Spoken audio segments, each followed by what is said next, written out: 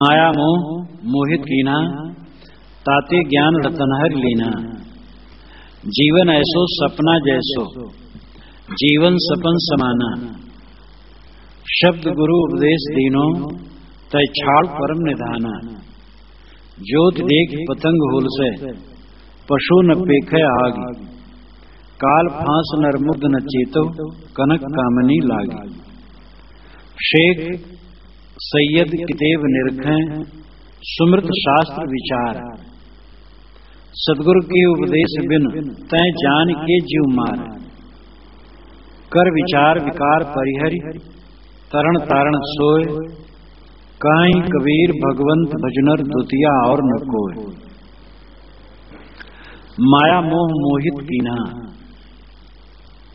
ये माया मोह ने मनुष्य को मोहित कर दिया। मोहित नाम मूढ़ कर देना। मोहित कहते मूढ़ को। समाने वृक्षे पुरुषो निमग्नौ। एक समान ज्ञानी अज्ञानी का शरीर होने पर भी एक पुरुष अविवेकी पुरुष निमग्नो। निमग्न नाम डूबा। तो डूबना, विमोहित होना, मूढ़ होना, मूर्ख बनना। किसी के चाम में मोह करना मूढ़ता है। किसी चीज में मोह करना मूढ़ता है। कहीं भी मोह करने का मतलब है अपने भान से बेभान हो जाना, स्वरूप ज्ञान से दूर हो जाना। माया मोह मोहित कीना। माया ने मोह उत्पन्न करके मनुष्य को मोहित कर दिया। ताते ज्ञान रतन हरि लीना। इसलिए उसने ज्ञान का रत्न हर लिया। जीव के पास जो ज्ञान का रत्न था वो खो गया। स्वरूप का ज्ञान, तत्व विवेक मनुष्य का खो जाता है। जब किसी मोह में हम पड़ते हैं तो हमारे पास विवेक नहीं रह जाता है। कई बार ऐसी घटना घटती कि नवयुवक कहते हैं कि अमुक लड़की से मेरा मोह हो गया और उसके बिना हम रह नहीं सकते, मर जाएंगे। मूर्खता। कौन किसके बिना मर जाएगा? एक मूर्खता। और पता लग जाए कि वो लड़की हमें नहीं चाहती तो उसके तरफ देखने भी मन फिर उनका नहीं होगा। तो एक भ्रांति है। तंबाकू खाने वाले को तंबाकू के बिना रह नहीं जाता है। बीड़ी पीने वाले को बीड़ी के बिना रह नहीं जाता है। शराब पीने वाले को शराब के बिना नहीं रह जाता है। ये सब क्या? एक मूढ़ता। जब हम किसी भी इंद्रिय विषय से सट जाते हैं तो लगता है यही जीवन है। इसके बिना तो जीवन जिया ही नहीं जा सकता है। सुगनी सूंघने वाले अगर सुगनी की डिबिया ले लो तो परेशान होंगे। सुगनी सूंघना ही जीवन है। पान खाने वालों के लिए पान खाना ही जीवन है।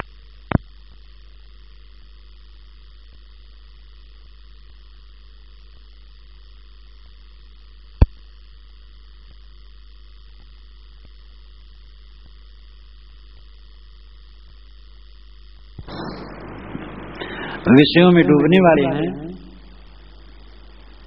उनके ख्याल से वही जीवन है। इंद्रियों को उत्तेजित किया जाए तो जीवन, अगर उत्तेजित न किया जाए तो क्या जीवन? जो रचनारंभन करने के आदि हैं, बकवास करने के आदि हैं, उनको कोई मिल जाए बकवास करने के लिए तो लगता है हमारा जीवन है। चुपचाप बैठा रहना हो तो लगता हम ही नहीं है। तो इंद्रियों का जो व्यापार है इसमें हम आबद्ध हो गए और लगता है इंद्रियों का व्यापार ही जीवन है। लेकिन असली जीवन है इंद्रियों का व्यापार बंद होना। इंद्रियों का व्यापार, मन का व्यापार जहां बंद हो जाता है वो असली जीवन है। यदा पंचावतिष्ठन्ते ज्ञानानि मनसा सह, बुद्धिश्चाना विचेष्टत तामाव परमाम गतिम। पांचों ज्ञानेंद्रिय मन और बुद्धि जब ये क्रिया करना छोड़ देते हैं ये परम गति। जीवन ऐसो सपना जैसो, जीवन सपन समाना। जीवन ऐसा है जैसे सपना, जीवन सपने के समान है। साहब दोहरा के कहते हैं, किसी बात पर जोर डालने के लिए दोहराया जाता है। सुंदरदास जी ने कहा, सपना सब संसारीय, सपना तीनों लोग, सुंदर जागे उस सपन से तब सब जाने भोग। ये जवानी है 2 दिन का सपना। जीवन ऐसा है जैसे सपना, सपना से जागने पर तो सपने की याद भी होती है, लेकिन ये जीवन समाप्त होने पर जीवन की याद भी नहीं होगी। हर इंसान अपने जीवन की पूर्व घटनाओं की याद करे तो उसकी अपनी घटनाएं सपने के समान प्रतीत होगी। जब तुम 10 वर्ष के थे, 15 के थे, 20 के थे, 30 और 40 के थे, उस समय जो घटनाएं घटी थी याद करो तो एक सपने के समान लगेंगे। कल का आज सपना हो गया, आज सुबह का सपना हो गया। हर क्षण वर्तमान भूत के गर्त में जाता है, अतीत के गर्त में जाता है और सदा के लिए लुप्त हो जाता है। हम उसकी याद कर करके संस्कारों को जिंदा रखते हैं, जिसमें नुकसान के सिवा फायदा कुछ नहीं होता है। रागात्मक वृत्ति, द्वेषात्मक वृत्ति, ये दोनों वृत्तियों के संस्कार जो हमारे मन में हैं, वे हमारे लिए बंधन बनते हैं। एक सुंदरी स्त्री मर गई, अब पुरुष बारंबार याद करता है, उज्जल करके राख हो गई, वो है नहीं, लेकिन उसकी शकल याद कर करके रोता है। कितने लोग तो बूढ़े हो गए और अपनी पत्नी की बात सोच सोच के रोते हैं। वो भी बूढ़ी होके मर गई है, अब कभी जवान थी कुछ दिन के लिए, वही संस्कार दिमाग में भरा है, न उससे कुछ लेना न देना। एक सज्जन बता रहे थे जिनकी उम्र 62-63 की होगी, कहते महाराज क्या कहें, आपकी बात बिल्कुल सच है। हमारे पिताजी 85 वर्ष के हैं, अब उनको अब लड़के और नाती पोतों में कुछ मोह नहीं रह गया है, केवल हमारी माँ में उनका मोह सिमट गया। पिताजी 85 वर्ष के हैं और माता 80 वर्ष की हैं। अब पिताजी बाजार चले जाते हैं धीरे धीरे, वहां से मिठाई ले आते और चुपके चुपके माता को देते हैं, और वही मोह बस खा लेती है, उसका पेट खराब होता है। तो मैंने बड़े जोर से पिता को कहा, पिताजी खिलाना है तो खुल करके खिलाइए, चोरी चोरी न खिलाइए, फल फूल खिलाइए जिससे इसको ठीक भी रहे। मिठाई खिला करके आप खराब करते हैं। अब कैसा अद्भुत, जब मैंने प्रवचन में कहा कि बूढ़े लोग नाती पोतों में ममता कर लेते हैं, तो उन्होंने भिन्न समय में कहा कि साहब हमारे पिता अब तो नाती पोती किसी में ममता नहीं है, बस हमारी माँ में ममता हो गई। अब इतना वाजिब कर दिए कि एक बूढ़ा आदमी अपने माता पिता का आलोचना करता है, क्या कहा जाए। ये सब मूर्खता के सिवा क्या है। तो साहब कहते जीवन एक स्वप्न है, शब्द गुरु उपदेश तीनों ते छाड़ परम निधाना। गुरु ने ज्ञान शब्दों का उपदेश दिया, अय परम निधान तो मोह को छोड़ दे। परम निधान, निधान कहते हैं आश्रय स्थल को, आधार को।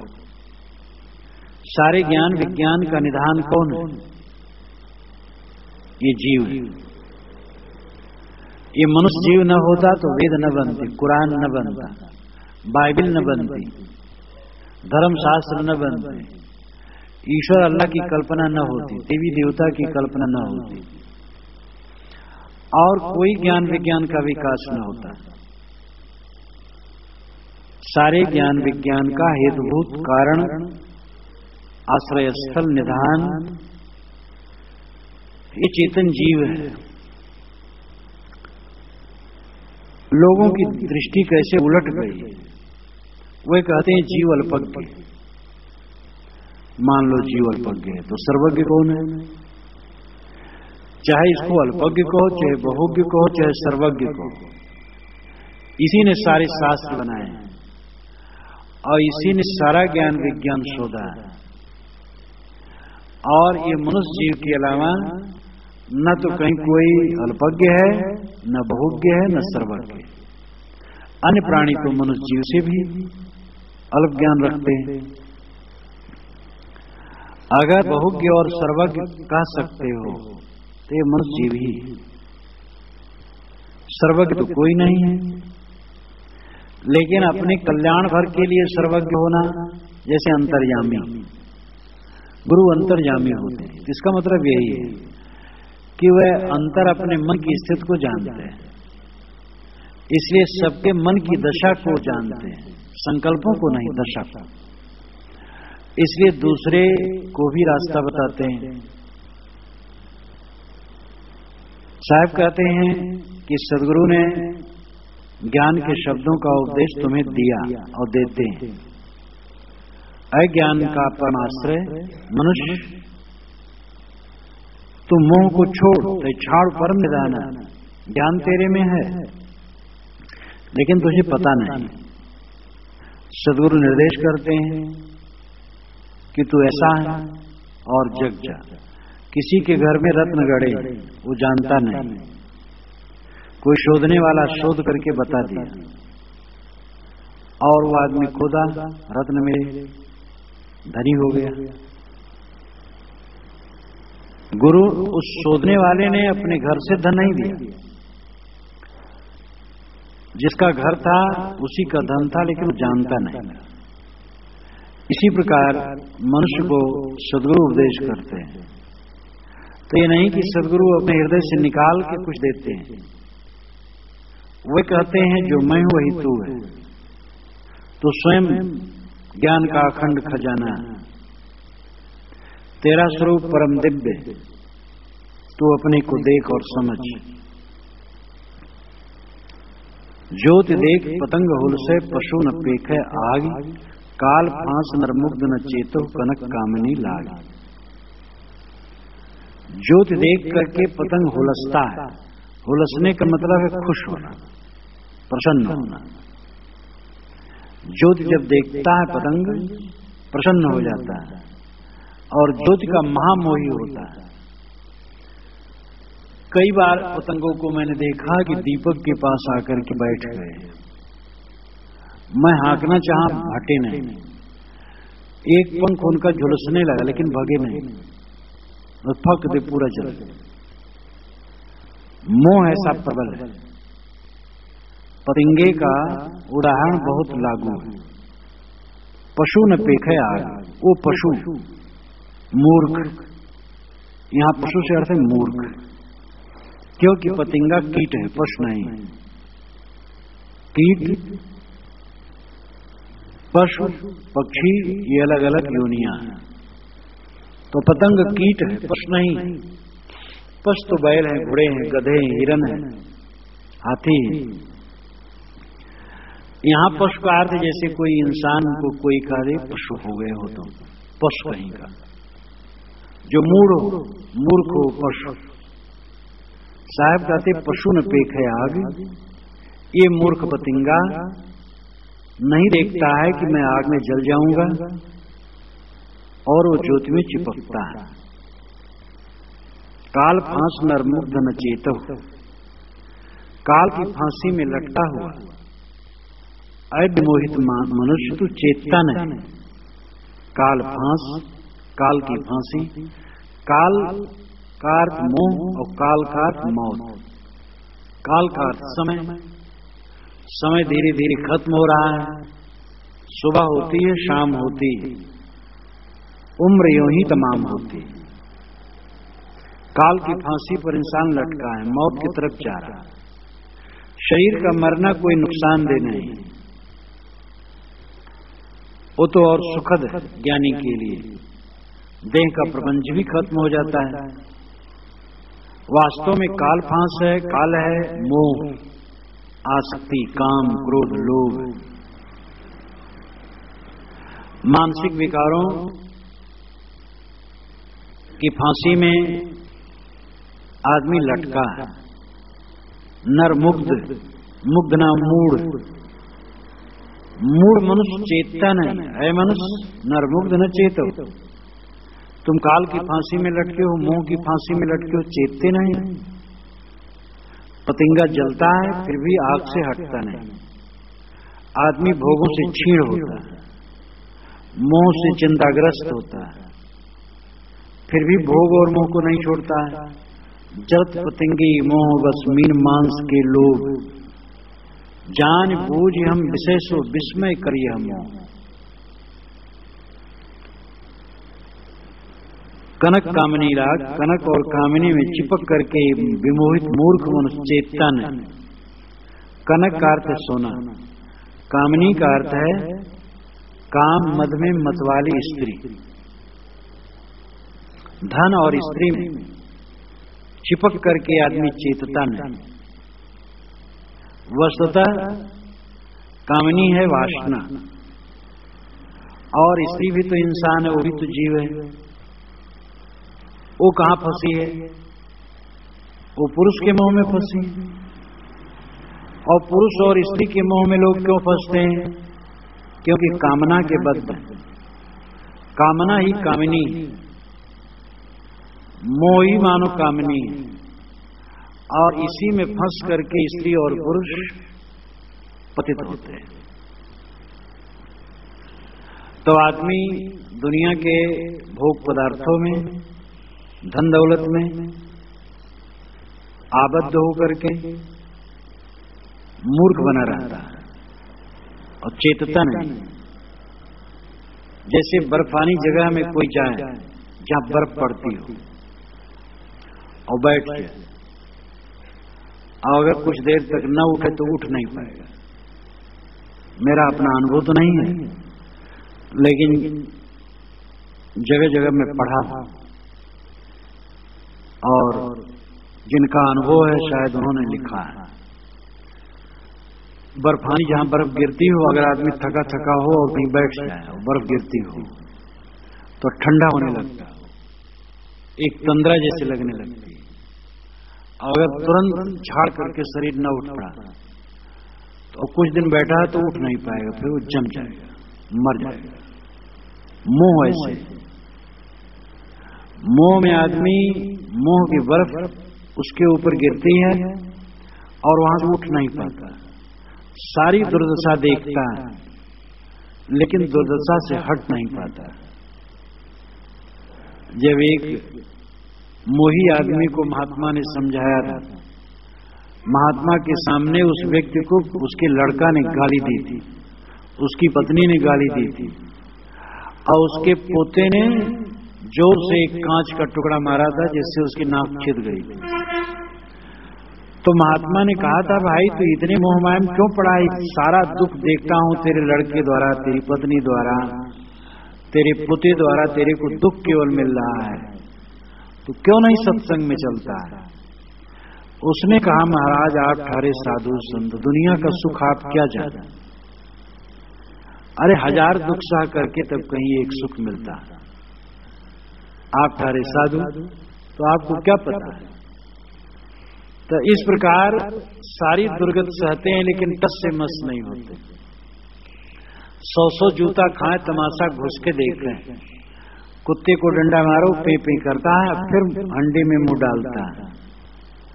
तो साहब कहते, काल फांस नरमुग्ध न चेतो कनक कामनी लाग।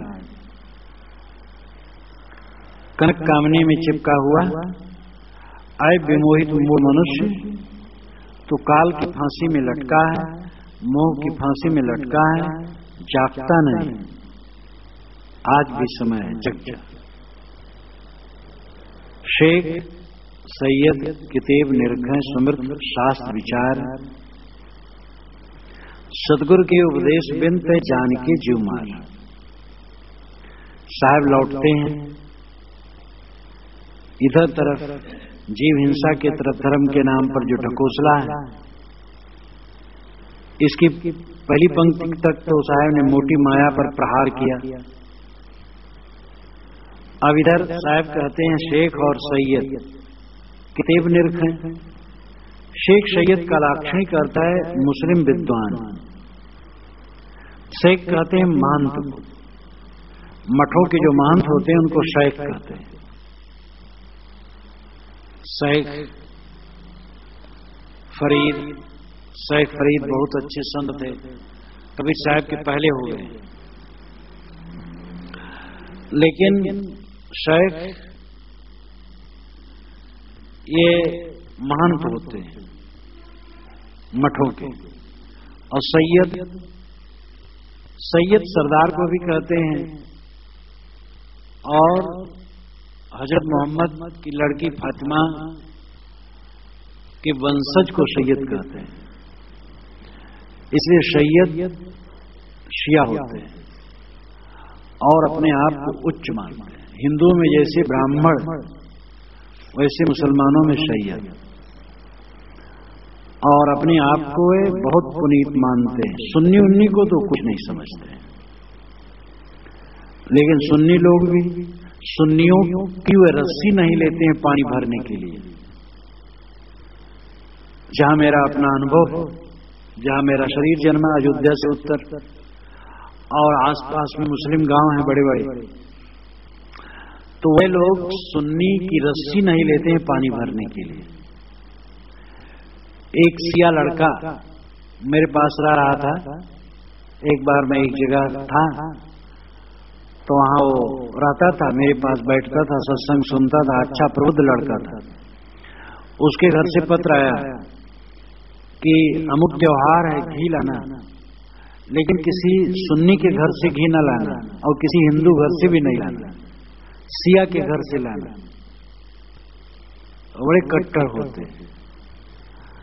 तो सैयद, वैसे सैयदों का संपर्क मेरा खूब पड़ा, बचपन से ही सैयद लोग आते थे और सैयदों का काफी परस्पर था, घरेलू संबंध जैसा मित्रता थी। तो शेख सैयद से लाक्षणिक अर्थ है मुस्लिम विद्वान। ये किताब निरख है।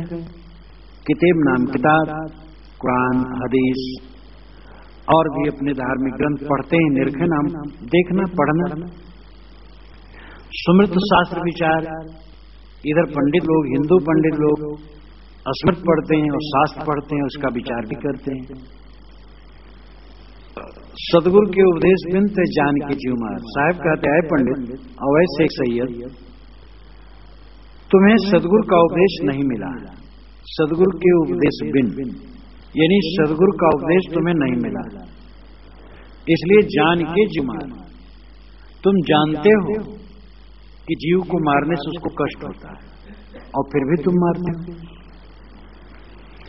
ये कैसी समझ है? कौन नहीं जानता है कि किसी को छुरी लगाने से उसको कष्ट होता है। निहायत रहम वाला दयावान है ईश्वर, ये कुरान में बारंबार लिखा है। कुरान में अगर ऐसी आयतों को छाटा जाए तो एक छोटी पुस्तक बन जाए कि वह अल्लाह ताला निहायत रहम वाला और दयावान है। जो निहायत रहम वाला और दयावान है, क्या वो किसी की निर्दयता से खुश हो सकता है? एक मासूम प्राणी की हत्या करने से वो खुश होगा? और इधर पंडित लोग भी कहते हैं देवी देवता, तो देवी देवता तो दयालु होते हैं और कहते हैं सभी उन्हीं की संतान है। तो किसी माता और पिता को खुश करने के लिए क्या उसकी संतान की हत्या करना साधन है? कैसे माता पिता खुश होंगे जब उसकी संतान की हत्या की जाएगी? ईश्वर और देवी देवता को खुश करने के लिए जीव हत्या करना, ये आदिम युग की सभ्यता असभ्यता रही है, जंगली युग की बात है। उनको सूझबूझ नहीं थी तो किसी अदृश्य देवता और ईश्वर को खुश करने के लिए प्राणिवध करते थे।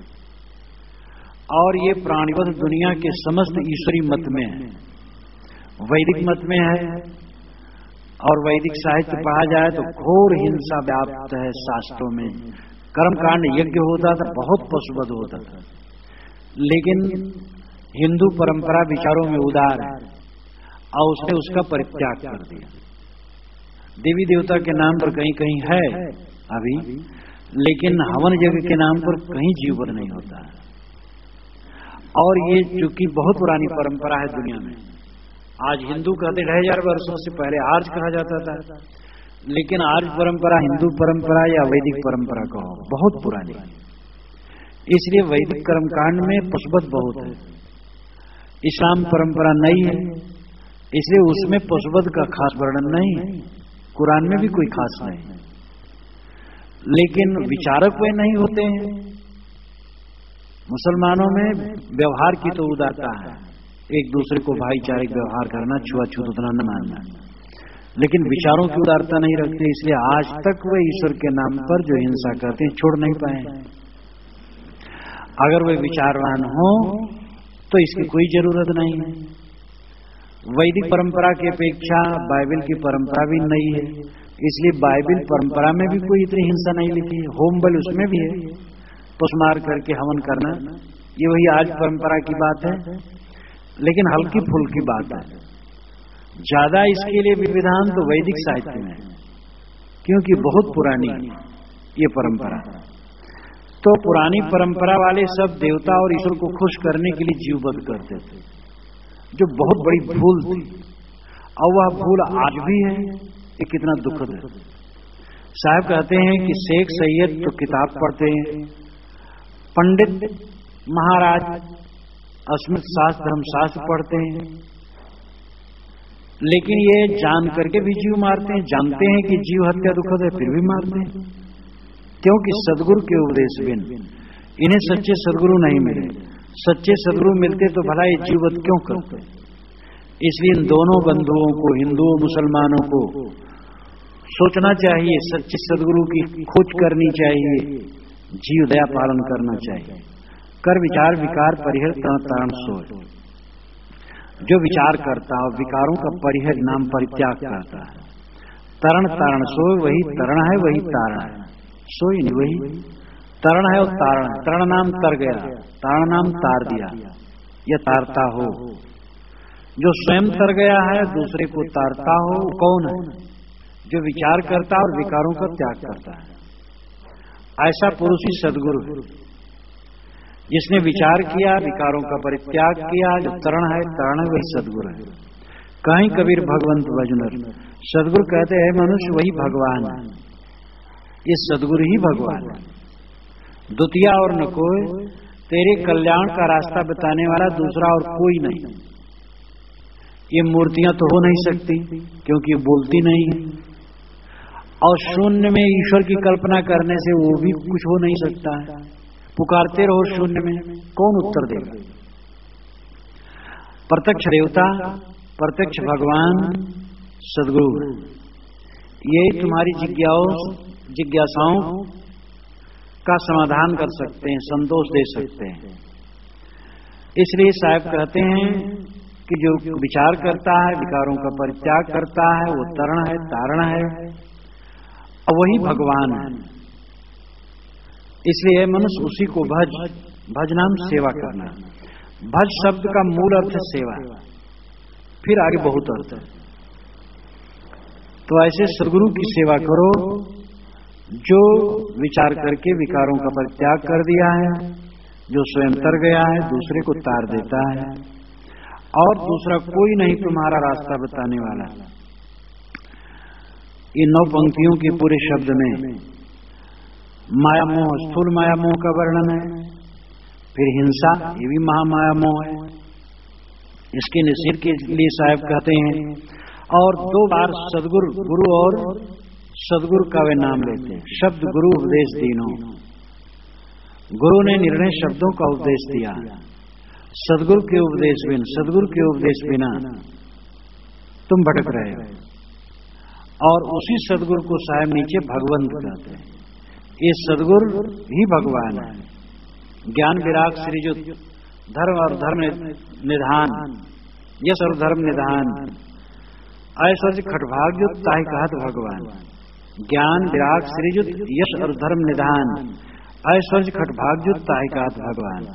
सुंदरदास जी कहते हैं कि अलग भगवान जो माना है वो तो बांधता है, सदगुरु ही छुड़ाता है। गोविंद के किए जीव जाता है रसातल को, गुरु के उपदेश से सुतो छूटे यम फंद थे। गोविंद के किए जीव सब पर कर्मन कहे, गुरु के निवाजे सो फिरत है स्वच्छंद थे। गोविंद के किए जीव बूढ़त भवसागर में, सुंदर कहत गुरु काढ़े दुखदंद थे। और वो कहाँ लो कहूँ मुक्ते कहो बनाए, और वो कहाँ लो कछु मुक्ते कहो बनाए। गुरु की महिमा अधिक है गोविंद से। गोविंद कहते भगवान ईश्वर वो तो भवसागर बनाया, उसमें डूब रहे हो, और गुरु तो भवसागर से काढ़ता है। इसलिए वास्तविक गुरु ही भगवान है जो भवबंधन से छुड़ाए। इसलिए सदगुरु की शरण लो और मोह माया का त्याग करो।